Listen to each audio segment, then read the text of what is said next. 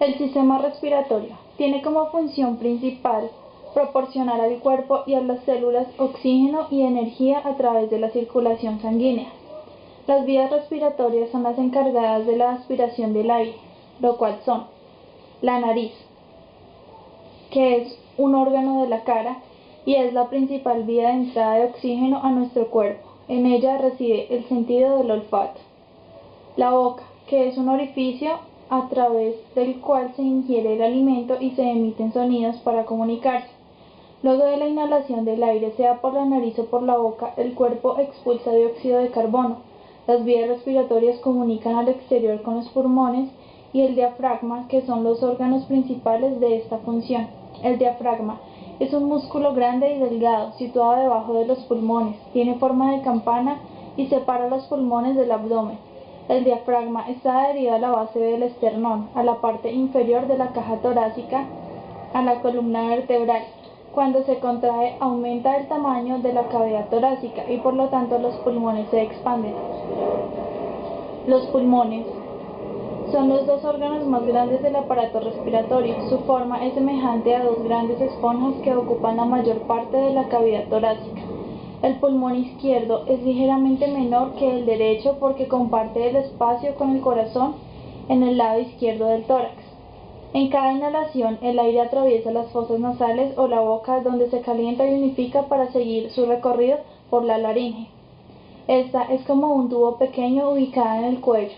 En ella existe una especie de tapón llamado epiglotis, que se abre cuando respiramos y se cierra cuando ingerimos alimentos para que ellos no pasen por las vías respiratorias, y tiene la función de órgano fonador, es decir, que produce sonido. Luego, el oxígeno pasa por la tráquea, que es la que comunica la laringe con los bronquios. La función es brindar una vía abierta al aire inhalando y exhalando desde los pulmones, es decir, pasa el aire aspirando hasta los bronquios para que lleguen a los pulmones. Esta se encuentra en la parte inferior del cuello. La tráquea es un tubo lleno de anillos cartilaginosos y se ramifica en dos hasta formar los bronquios y alcanzar la profundidad del tejido pulmonar. De los bronquios salen más ramificaciones llamados bronquiolos. Los bronquiolos terminan en unas bolsitas llamadas alveolos pulmonares, que están recubiertas de capilares sanguíneos. Finalmente, el aire llega a los pulmones, donde es procesado absorbiendo el oxígeno para luego ser distribuido al corazón y a los órganos. El síndrome de apnea obstructiva del sueño es el más frecuente de los trastornos respiratorios que afecta al 4% de la población adulta. Son más frecuentes a medida que avanza en edad y predominan en el sexo masculino. En esta afección, el flujo de aire se pausa o disminuye durante la respiración mientras usted está dormido, debido a que la vía respiratoria se ha tornado estrecha, bloqueada o flexible. Todos los músculos del cuerpo se relajan durante el sueño, incluyendo los que ayudan a mantener las vías respiratorias abiertas. Sin embargo, algunas personas tienen un área en la garganta más estrecha. Entonces, la respiración puede detenerse durante un tiempo, usualmente es de más de 10 segundos. Se genera un ronquido.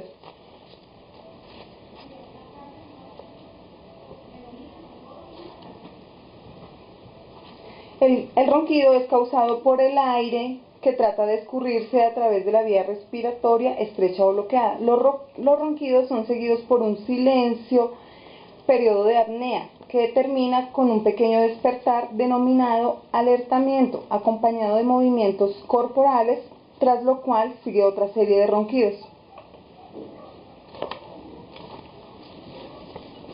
Los factores que incrementan el riesgo. Se ve mucho en individuos obesos. Con frecuencia son los que más sufren de apnea obstructiva del sueño y se le atribuye a una disminución en el calibre faringeo por depósitos de grasa bajo la mucosa. Retrognatismo es cuando el maxilar inferior es más corto en comparación al maxilar superior. También se da por formas irregulares en el paladar o la vía respiratoria, haciendo que el sistema colapse. Amígdalas grandes. Claro que en adultos es muy poco común. La lengua grande también afecta, ya que puede retraerse y bloquear la vía respiratoria. Cuello grande, ya sea por obesidad o genética. También sucede por hipertiroidismo. En algunos casos la glándula crece en exceso, obstruyendo la vía respiratoria. Síntomas. Una persona que padece de apnea obstructiva del sueño a menudo no es consciente de sus episodios. Con frecuencia es un miembro de la familia quien la nota. Padecer de apnea obstructiva del sueño afecta la vida normal de las personas. Ellas se despiertan cansadas en la mañana, se sienten somnolientas a lo largo del día, pueden actuar malhumoradas, impacientes o irritables. También se pueden volver olvidadizas, tener dolores de cabeza, depresión, fatiga, boca seca, reflujo gastroesofágico, que es cuando sentimos acidez. También pueden tener impotencia. Se utiliza un estudio del sueño llamado polisomnografía para confirmar la apnea obstructiva del sueño. Esta es una técnica de monitorización o registro del sueño mediante diversos parámetros fisiológicos durante este ciclo. Unos consejos prácticos para evitar esta enfermedad es evitar el alcohol y los sedantes, pues empeoran los síntomas.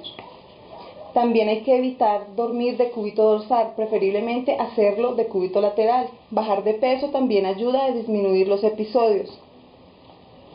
El 18% de los pacientes que tienen apneas presentan arritmias cardíacas, que es una alteración frecuente, tanto porque se acelere o se disminuya la frecuencia.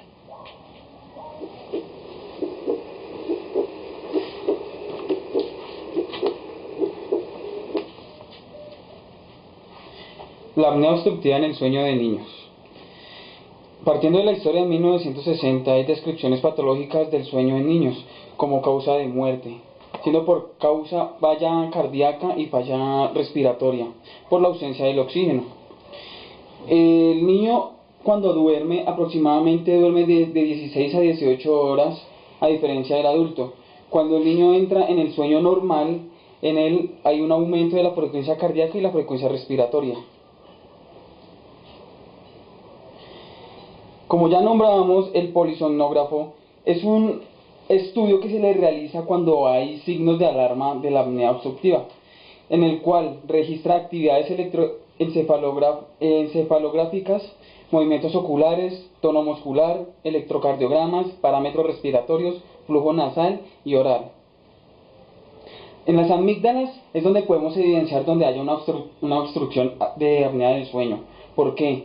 Porque no va a permitir el flujo ni de la respiración para el paciente y va a tener una taquicardia, una hiperventilación o puede llegar a un paro. En ellas necesitamos hacer un procedimiento quirúrgico como la extirpación de las amígdalas. ¿Para qué? Para facilitar la respiración del paciente y una mejor vida a futuro. La laringitis también es un signo que se puede presentar como obstrucción de la apnea del sueño. Más que todo para el niño es la laringitis severa. Aproximadamente entre los 4 años de edad la presenta, cuando ellos tienen abundantes toses, estornudan demasiado, son más propensos de acuerdo a las gripes, tienen menos defensas. Hay un tejido cartilaginoso y un tejido estrecho, el cual lo tienen los niños, por eso son más propensos a tener esta apnea obstructiva del sueño. Por eso les digo, es importante tratar a tiempo porque el sueño es la mayor parte esencial y más que todo de la infancia. Y si se llega a la adultez, puede tener consecuencias a un futuro para su salud. Gracias.